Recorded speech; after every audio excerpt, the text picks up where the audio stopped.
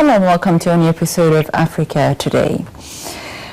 Africa's untapped natural resources remain the main attraction to foreign investment. Arab countries as well are aware of the continent's vast resources, and cultural and trade ties have dominated relations between African and Arab states, with Arab North Africa being the catalyst of such ties. Details in the following report.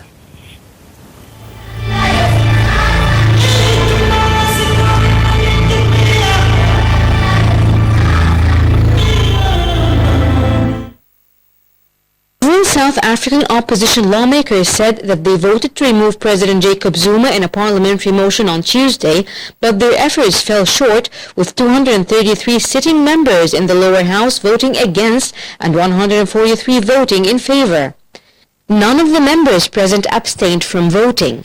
The motion needed a two-thirds majority, 267 out of 400 in the National Assembly, in order to pass, meaning more than 100 lawmakers in the ruling African National Congress would have to vote against the party line.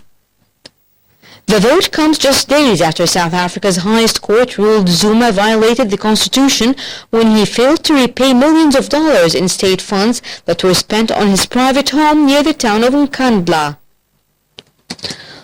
Although he has denied any wrongdoing, Zuma has pledged to obey the verdict. Prior to the court ruling, South Africa's main opposition party, the Democratic Alliance, or DA, launched impeachment proceedings against Zuma amid allegations of corruption and cronyism. There were reports that the Guptas, an influential Indian-origin business family with close ties to Zuma, had offered to arrange cabinet posts for South African politicians. DA leader Mmusi Maimane said his party will take any necessary steps to remove the 73-year-old leader from office.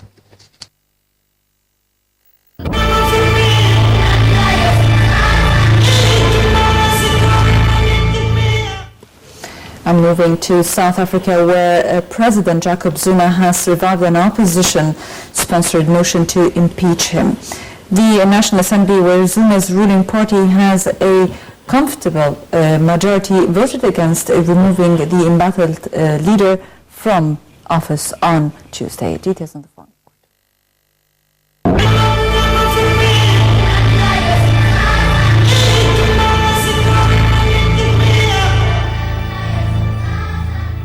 Summits have been held since 1977, with the latest being in Kuwait in November 2013.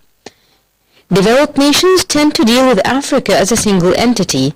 There have been several economic conferences between countries in Africa, for example the US-Africa Summit, the China-Africa Summit, the Russian-African Summit, etc., whereas Arab-African conferences have been held between the two entities.